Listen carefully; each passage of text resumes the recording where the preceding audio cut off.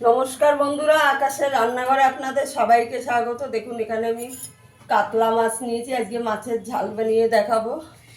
এখানে আমি মাছটা নুন হলুদ মাখিয়ে রেখেছি। এখানে আমি একটু ধনেপাতা নিয়েছি,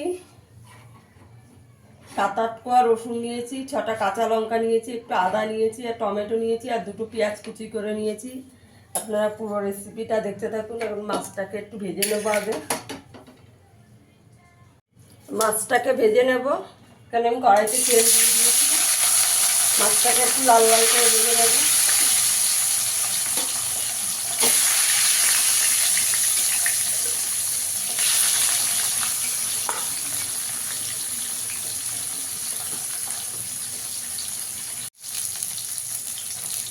মাছটা ভাজা হয়ে গেছে, এবার তুলে নেবো। একটু লাল লাল করে ভেজে নিয়েছি মাছগুলোকে, দেখুন।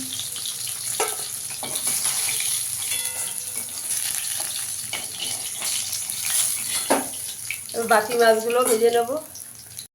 মাছটা আমার ভাজা হয়ে গেছে, এই যে সব একটু লাল লাল করে ভেজে নিয়েছি। এই তেলের মধ্যে আমি 2টো এলাচ দিয়ে দেবো, মুখ ফাটিয়ে। একটু গোটা দিয়ে দেবো।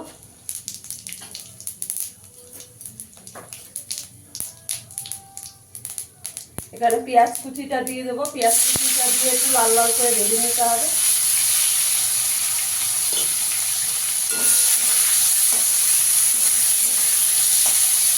পেঁয়াজটা একটু ভালো করে ভেজে নেব।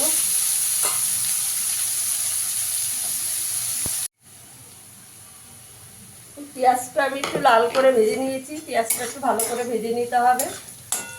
এখন এখানে বেটে রাখা মশলাটা দিয়ে দেবো, ধনেপাতা, কাঁচা লঙ্কা, টমেটো, রসুন, আদা।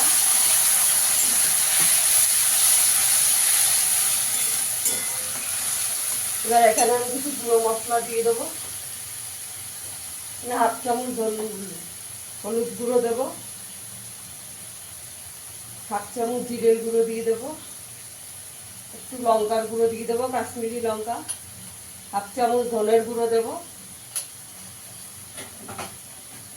মশলাটাকে একটু ভালো করে কষিয়ে নিতে হবে।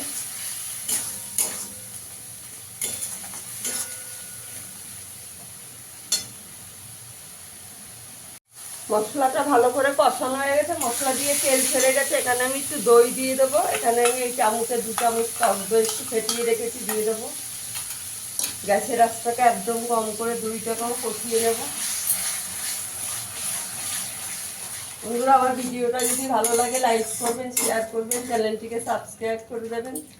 দইটা দিয়েও ভালো করে একটু কষিয়ে নিতে হবে। আর এটা গরম ভাতের সঙ্গে দারুণ লাগে খেতে, ধনেপাতা দিয়ে কাতলা মাছের ঝাল। আপনারা এটা যে কোনো মাছ দিয়ে বানিয়ে নিতে পারেন। মশলাটা আমার সুন্দর করে কষানো হয়ে গেছে, মশলাটি পুরো তেল ছেড়ে গেছে।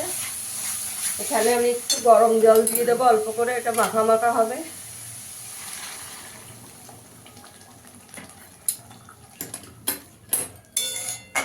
ঝোলটাকে একটু ফুটিয়ে নেব বন্ধুরা। এখানে আমি পরিমাণ মতো নুনটা দিয়ে দিয়েছি, আমার নুনটা দেওয়া একটু স্কিপ হয়ে গেছে।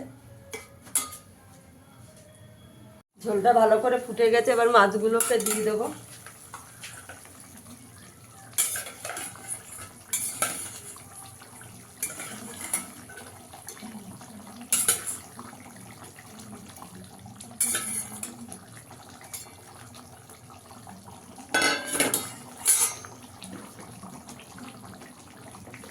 এখানে একটু চিনি দিয়ে দেবো, অল্প করে।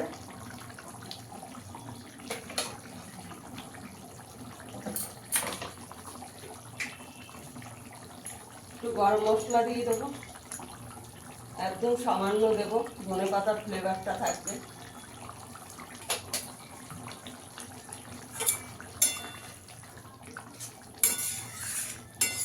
একটু 5 মিনিট ফুটিয়ে নেব।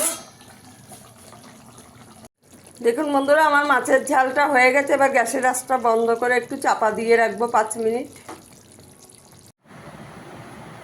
দেখুন বন্ধুরা, আমার কাতলা মাছ ধনেপাতা বাটা দিয়ে কাতলা মাছের ঝালটা হয়ে গেছে। ফিরে আসবে আবার কোনো ভিডিও নিয়ে। সবাই ভালো থাকবে, সুস্থ থাকুন, ধন্যবাদ।